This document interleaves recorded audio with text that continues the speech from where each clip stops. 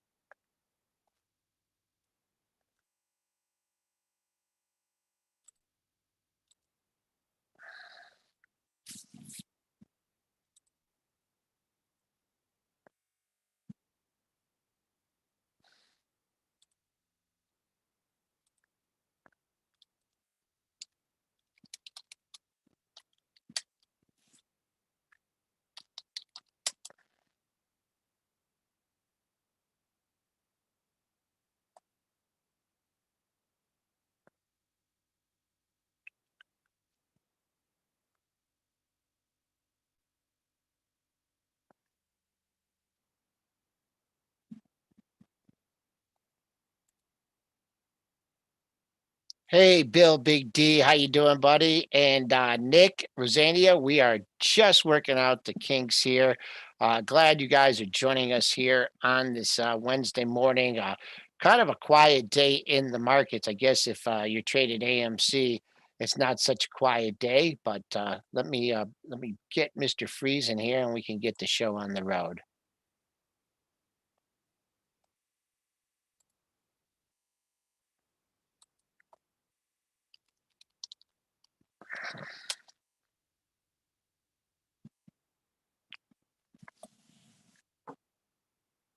Pumpin' Pals in the house. How you doing?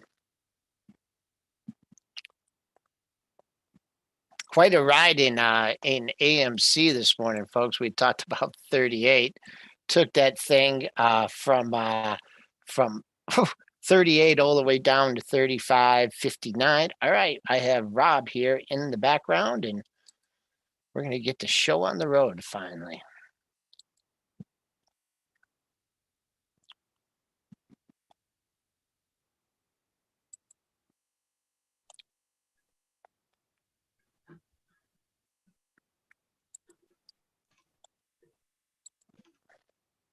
Mr. Friesen is connecting to us.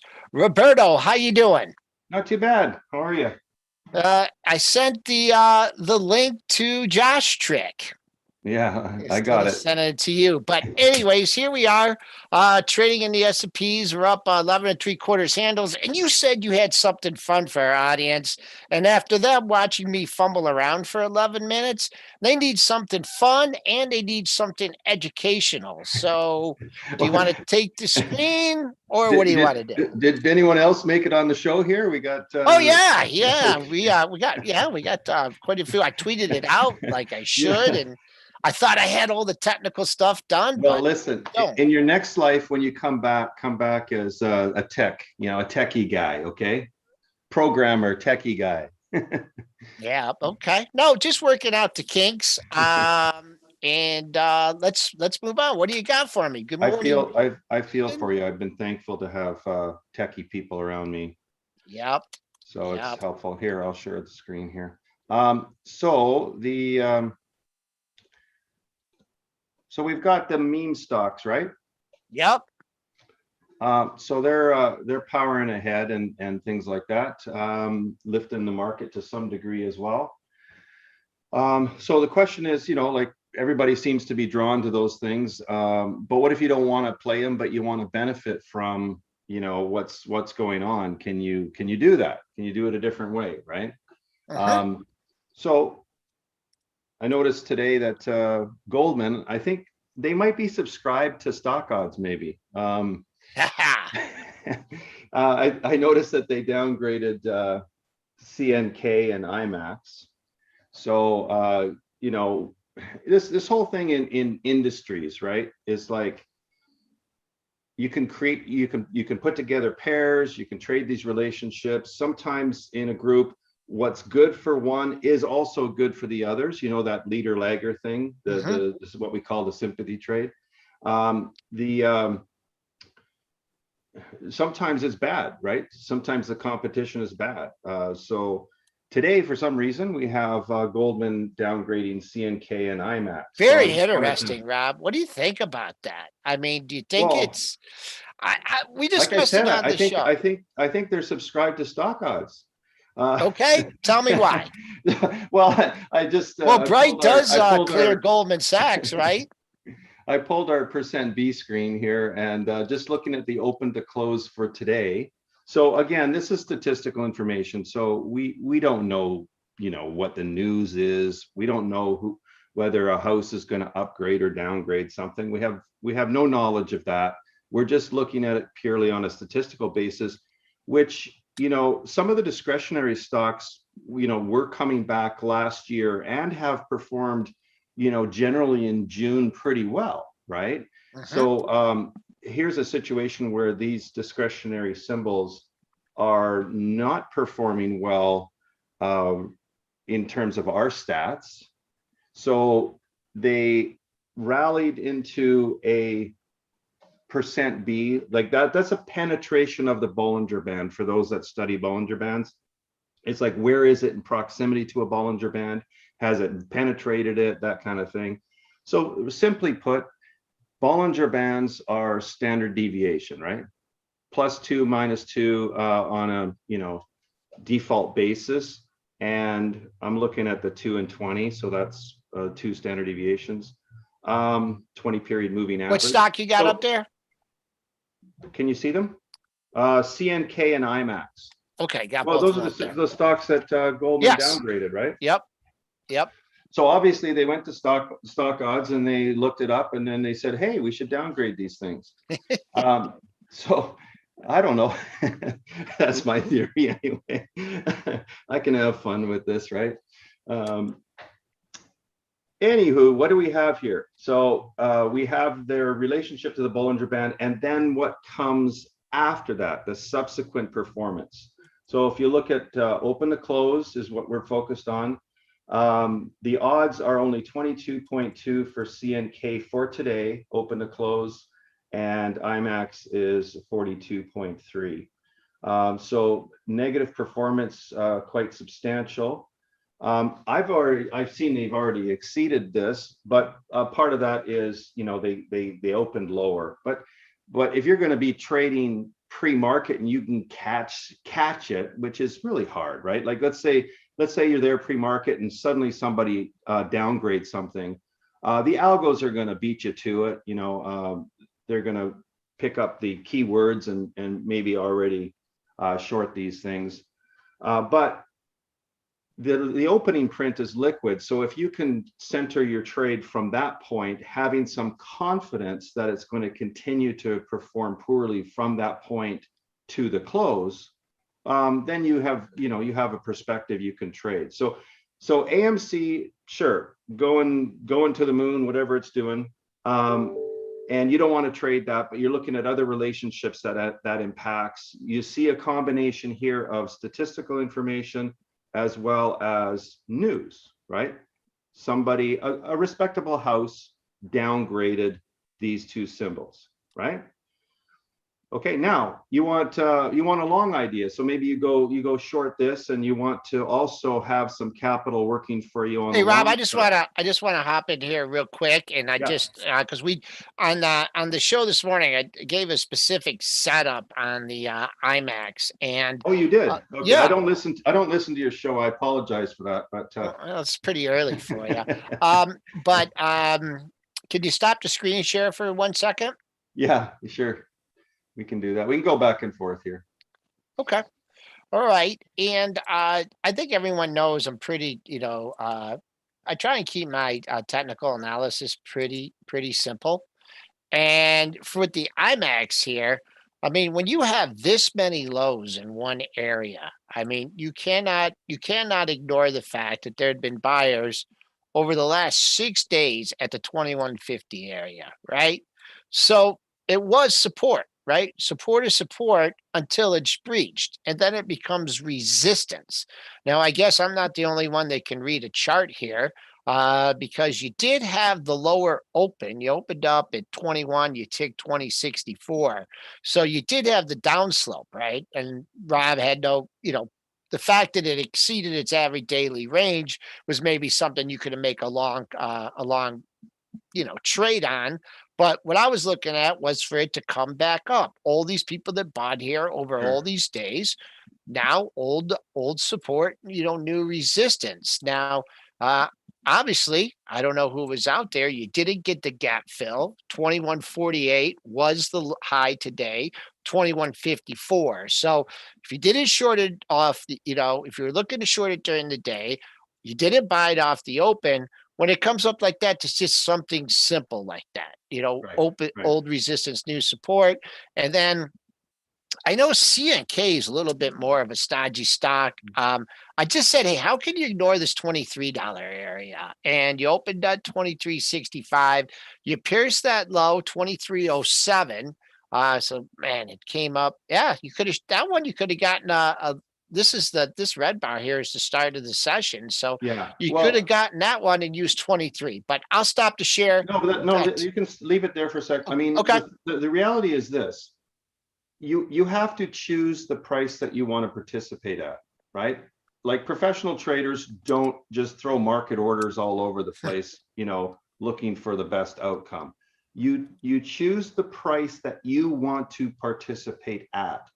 So if on an opening gap it's already exceeding, your expectation for the day, you're not going to chase it. So you do wait for those pullbacks, and if you can get a pullback up to former support, like on the IMAX, that's a great way to go. If you could have the whole rest of the day to trade it still from the short side. I mean, the reality is, let's look at the group. Other than AMC, you've got discretionary isn't doing super well today. You've got these stocks, obviously with a news backdrop as well. But if you can take that stance of, I'm going to trade weak stocks in weak groups, hopefully in a weak market, that works really well. But even so, if you're doing long and short, you want strong stocks, strong groups, strong market. Short stocks would be the weaker stocks in the groups that are also underperforming. So that's how you do a long short split that really benefits you. you know that in general, if it's a strong market, kind of everything rises, right? If it's a really weak market, everything kind of declines. But if you can focus on the strong stocks, strong groups, weak stocks, weak groups, it's going to be very beneficial. Now, if you have a statistical backdrop to say, hey, because this information was out yesterday before Goldman ever came around. You know what I'm saying? Exactly. Right. So you already yesterday afternoon when the data's updated about an hour and a half after the close. You start to do your homework for the next day, and you're looking through things, and I mean, it doesn't have to be this stuff. It could be like, here's the socks. I just pulled the screen for the socks for. Hey, Rob, can I hop in here real quick? Yeah. Quick with a question here. Yeah. Someone's asking about and I don't know if you have enough on SoFi Technologies. Now that's a new spec. Do you have enough data on that to come up with something? Because it hasn't been. It was a SPAC. I'll just tell you, as you're looking that up, I talked about this also on the morning show, and the long setup that I was looking at that one, and it was just taking a stab. I was gonna say, hey, is this stock gonna trade the close? The scenario that you had here, you had a strong close, you closed near the high of the day. Did you want to buy a gap up open? Look what this stock did off the open. 22.65. That was the close. Open 23.66. It had a quick dip. And where did the buyers come in? They came in at the close of 22.65. Now, you would have been, had to been ahead of that to get it. But using that closing price is good because, I don't know I'll ask if you have odds on this in a second, but you are kind of getting the repeat pattern. It's just if you chased it off the open, you got smoked. Or another strategy would be if you didn't touch it off the open, you didn't touch it at 22.65, which is close. What about when it came back up through the open at 23.66? You could have made a couple shekels on that trade. Now, the only last thing I'd be looking at this one would be an intraday 50% retracement. Sorry about that, Rob. So just leave it there for a sec. Sure. So the thing is, you had price discovery on this back in, the beginning of the year when there was, rumblings and the SPACs were doing well and all that kind of thing, right? So we're on route to, maybe go back to that spot now that there's, a firm deal in place. It's too young for us to have, really good metrics on it. So, I don't have anything for you, but, okay. This whole thing of like, where has it been before? Where could it possibly go? Using the opening range breakout, crossing that opening range price. I mean, those are things that you get to use if you want to be sort of discretionary and looking at just trading a symbol. It's not great for our methods in the sense of, if we want to do a whole bunch of symbols, let's say I want to do 50 longs and 50 shorts for the day. I could take a flyer on it, but I don't really have any stats, behavioral stats for it, right? It's too young for that. You want to focus on things that are scalable. Like, what can you do all the time that you can actually take capital and, use a fair amount of capital, but not have it all in one idea? Like, what happens if you concentrate capital into this idea and it goes terribly wrong for you? Like toast. Yeah. I mean, you're going to hurt yourself significantly, and that may hinder, your ability to play the next day. I mean, we have a number one rule on the trading floor, right? Live to trade another day, right? You never want to hurt yourself so that you can't do your job the next day. And I find too much of this concentrated capital into one idea, and especially with high volatility. Pull the socks up there for a sec. SOXX. You got it. Okay, so we have stats on this. I can show you the screen here in a sec. We had 64 odds on it, so average performance 0.41. This is an RSI 14 screen for that. And how did you like that coming in today? That's basically suggesting we've got good potential for movement today as well as the next 3 days. If you would have told me that before the open, I would have said, wow, pair of lows, 29.56, 29.24. I would have been, don't know if I would have chased the open, but if you get, if something with a probability like that, you get a look at the previous day's low, boom, I mean, 50 cents. This is all discretionary trading. What do you want to risk? What do you want to reward? On the other hand, if you didn't want to, if you're not out there trying to pick the bottom, when it, boy, this had some wild candles, but You opened at a fair price. I mean, yeah, so you were yep, down a little bit, or sorry, up a bit, but it was a fair price. I don't think. yeah, no, yeah, and I mean, if you want to, on the other hand, take a shot on the open and lean on the previous day's low, 29.24, you're still in the trade with the $3 winner. When it did, this is the start of today's session. When it came back up through the open here, you thought you were doing great. This is volatile. This is do you suggest for like traders looking at high price stocks? Do you differentiate between Well, higher yeah, I price mean, stocks and lower it price might be stocks? high, it might be high price, but I mean, it's not as volatile as a lot of names that people are trading. I mean, historical volatility is still, pretty reasonable compared to a lot of names. And, it is an ETF too. So it's statistically muted to some degree versus trading a single stock. Okay. Um, Do you right. can we take I a mean, look and the at other it? thing is, you can use it to, hedge your other semis that you want, right? So from a Mhm. relationship of knowing what to expect, think about the context here. What do you expect from a group? And then what are the leaders and laggers of the group? And how can you position yourself? If I don't want to use this to actually, make a directional trade, then I can use it as a backstop for anything else that I want to be in that group, right? I could Yep. hedge myself. Could But it's just good to have that context. So again, we go back to, if you are thinking about a strong group, then, open to close context of that's great.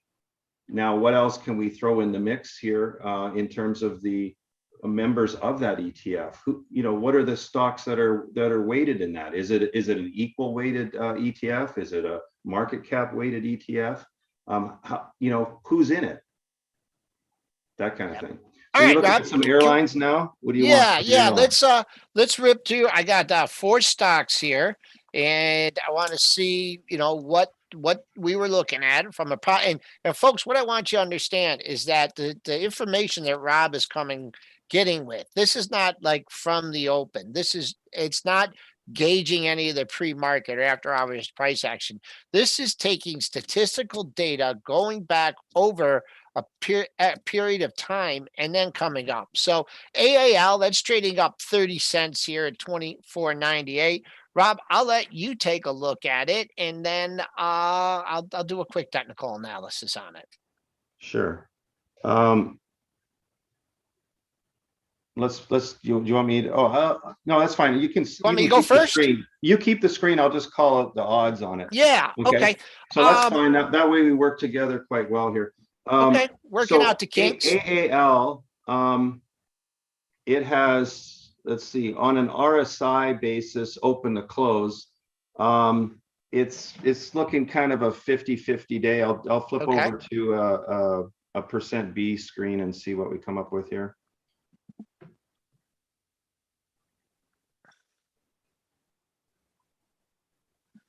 Yeah, it's still odds are just Kind of less 50 less 50. than less than 50 at 45, 47 different screens are coming up with. So it's actually not expected to perform that well today. Um, All right. yeah, It's not doing much more I okay. can. Well, it's Yeah. it's it's probability based, meaning that it's okay. I can look at a momentum screen here and see if that While changes you're things. doing that, let me drill down on the numbers here. And once again, man, I closing price. I got to get that through my head here. The close, if you were, inclined to play this from the long side, you had a close at 24.67 and boom, kind of a flat open. You could have gotten that 24.67 with the 24.65 low. And then popped up. If you're a shorter term trader, you're looking for 30, 40 cents. First thing you look at is the high from yesterday, the high to start the week. And that was 25.09 from yesterday, 25.09 today. Not really backing off, pretty strong market. Will Mhm. it do it today? I don't know. There was also a seller here back at 25, 25.11. So there you go. That's what you need. I'm not sure what the average daily range is, but you're looking for another leg higher. AAL, man, you got to clear Yeah, it's 25. Anything else on on the AAL, Rob? on the statistical basis on momentum screens, it's still just over 50 with average performance slightly positive, sharp slightly positive. So the momentum side of it is showing that it's still got some legs in it. Yep. On the on the RSI and the percent B side, it's just below 50. So it may sputter and run out of steam soon. So Okay. keep that in All right. mind. Let's try and rattle these off here, Rob, because I got a few more. I don't know if you're going to have anything on skills, SKLZ. Traded up on news. I didn't see the news, but man, you would have had to just close your eyes and buy this one off the open. You almost got a gap fill, 1759 high, 1761 low. So you would have been willing to stick your neck out and not get a gap fill there. But just a quick dip off the open allowed you to get in it. I'm not sure when the news came out also. So that's something. Anything on Rob, anything on SKLZ? Yeah, for today we have odds of 85.7. There's been 7 events in our 2000-day look back period on that. Average performance 5.1%, sharp 0.84. So it's 85% that it was going to 85.7 odds for today. Yeah, it's higher. yeah, going higher. Yeah, I Holy mean of mackerel. open. This is from the open to the close, Open right? and So close, right? Yeah, we'll drill down on that. How about CRWD CrowdStrike? Oh, I don't know, Big Bill D. He wants it to plow through that. I don't know if it's going to get through their day. I don't know what the odds were based on this one, but man, you got a pesky seller, Big D, at 226, 227 area. They're not perfect, but look how you poked your 225. Well, yesterday's high is 26.95. I don't think you're getting there today, Bill Big D. On the positive side, you got a double bottom to lean on, 1885, 1857. The other significant thing to keep an eye on here, the high close of this rebound's been 222.81, and you've had 3 other closes in the 222 handle. You got through there today when you went to 23 and a quarter. What did stock odds have to say about So CrowdStrike? on crowd, it hit an RSI of 78. The subsequent performance open to close odds are 34.8, so below 50. Average performance negative 0.59, sharp negative 0.297. It's looking like a bad performer for open to close on a statistical basis. So All right, stats don't lie, traders do. How about NVDA? And I know we looked at this one in the morning show. They busted through Bill Big D. I wish I could give you a target on this one. What we were looking at this morning was the last time you got up to the 650 area, you stalled for one day and then you puked. But you know what? The stock split. They're chasing this thing. I don't know what the average daily range is on this one. I don't know. I would just look at the 9-day average trading range on this one, Bill Big D, and try and pick a target if you feel like you need to get out today. But that looks like a breakout in a strong one. I'm sure you had some good statistics for NVDA today. Rob, what do you got for yeah, me? NVIDIA. again, we're focused on RSI 2 here, which is one of the indicators. I like it. I mean, I use it quite frequently. NVIDIA, we hit an RSI of 89. and the odds actually are for continuation. This goes back to what I said yesterday. I said, you get all these talking heads that say, oh, well, something has hit this number, therefore, or it's you have a moving average crossover, therefore it means this. And really, a lot of that's based on opinions or fables that have been passed down from somebody else. Here's an 89 RSI, right? Don't you think that sounds extreme? So Yep. Could you? okay, the odds are 59.5, so above 50. There's been 148 events where NVIDIA has hit 89 RSI. The average performance 0.71%, sharp positive at 0.20. So it's an up session not only for today but for the next 3 days continuing. Let's take another look. We got a few more stocks coming at us here. And oh yeah, Andrew Garver t-shirt. You better not use that for a t-shirt. How about Boeing? Someone asked me about this morning. What a tough looking chart. It's continuation, gap and go. I've been holding out for 260. What were the stats on Boeing? Well, give me 1 second. Sure, man, this is a tough stock, man. Look at that. Well, I mean, the thing that we don't have, like, so we're only probability based, is, I have no knowledge of whether there's an upgrade or downgrade or news of any sort, or cancellation of the next, planes, or the recall of every plane they've ever made. I don't know, right? So anyway, that RSI was 85, and the odds for the next 3 days were 56.4. Not bad. On an open to close basis only, just today, and that comes up at 53.8, average performance 0.13, sharp 0.07. So not super bullish, but still a little bit positively skewed for Boeing. So it gets the benefit of the doubt here. Hold out for 260 on that one, folks. A popular stock, U.S. Steel, bunch of support. Man, this thing trades like a yo-yo. You see all the major lows here, 2350, 2360 area. Man, are you developing a trading range here? That's what I'm looking at. 2660 was a pair of highs, the 17th and 18th. Got up there, 27 even yesterday, 2657. I'd like to see this thing bounce back, get over 27. This is just a really choppy pattern stock. Looking out for more downside. There's a pair of lows at 25, 31, and 24. So maybe a trading range here for a little bit of time, unless you get some news to break it out of the top. What do you got for X?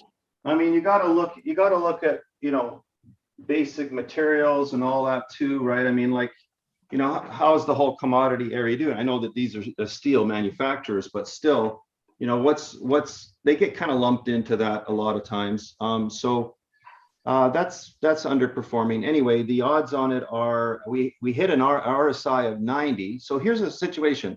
Look at what happened with NVIDIA. We had an 89 and it was continuation, kind of blue skies, right? Here we have X, we have an RSI of 90, and the odds for today, open to close, are 41.7, with a negative performance of 0.1939% and negative sharp. So you are being adequately compensated if you short this thing at the open or after the open or whatever. That's the message here. So Are you looking to buy it? I'll be looking to sell it if I was trading. Okay, let's get that two more in here. EH, not one that I'm that familiar with. Boom. eHang Holdings. I don't know what that. I might. Are you basing this on that big spike we had up there? Yeah. When I see stocks like that, I'm just like, oh boy. I'd say this thing better clear. You had this high at 30, 29.85. Sellers lined up at 30. Did sneak over 30 here at 30.73. I'd say longer it takes this thing to bust through 30, and unless you get some news or some crazy Reddit move. If you felt like you missed the bottom of this one, you had basically a 10-point move. I'd maybe wait for it to come back into this 25, 25 and a half area. A little bit less risk on longs. Do you have anything on that, Rob, or not really? So EH on RSI2 hit a 98.97. High. Odds after that are only 34.2 open to close for the next session, which is today. Average performance at bad minus 2.98%, sharp negative 0.26. So definitely one for the short category. More. Yeah, fun. I It's wouldn't be fun. trading it long, statistically Ever. speaking, right? Ever. I know, I don't know about that. I'm just um, saying, Lululemon. statistically speaking, right? I mean, we have to Yeah. remind viewers that, like, this probability basis, and I'm just, you can put together, here's the beautiful thing, you can put together a whole game plan of just framing everything with the statistics, maybe looking at, any big piece of news that could be a deal breaker for that. But it monkey off your back when you can trade long, short for the day, statistically speaking, and not have to, try to monkey your way around all the pivots and the volatility and all that Yep. stuff. So, I mean, you still can, you can add any layer to that you want. But if I could help your viewers, I would say start with a perspective of what is the expectation for the day, and then choose your price of entry, choose your time frame for holding, and keep that as the major backdrop. And then if you want to make adjustments, but remember this, if you go in and you monkey with something, like you were going to hold it all day but instead you monkeyed with it, go back and see if you improved it or you made it worse. Right? Did you improve the situation or did you make it worse? All right, Rob, I'm going to do one more here. I know Lululemon, I think they have earnings maybe tomorrow after the close. So a little tougher to trade it ahead of earnings. Some of these retailers have been absolutely blowing it out of the water. But you got just so many highs at this 331, 332 area. I'll call that 332 your major resistance. And you got good support here at 304, 305. And you've been in that range. Looks like you have a few sellers here ahead of the report. Just as looking where it's trading right now, it did get a nice bounce off yesterday's low. Yesterday's low, 1590. You got to 1579, and now you're back at 1762. If you're looking to trade this remainder of the day, I'd say you get back up near that close this late in the day. 1862 should be decent intraday resistance, and you surely don't want to take out the current double bottom. But Rob, we got a late start. Well, I mean, if you're trading something before earnings, yeah, there can be some abrupt moves if information was leaked or whatever. If you're going to hold it overnight, then of course you're gambling, right? Yep. But this was in the weaker area, hit an RSI down in the 14.79 area.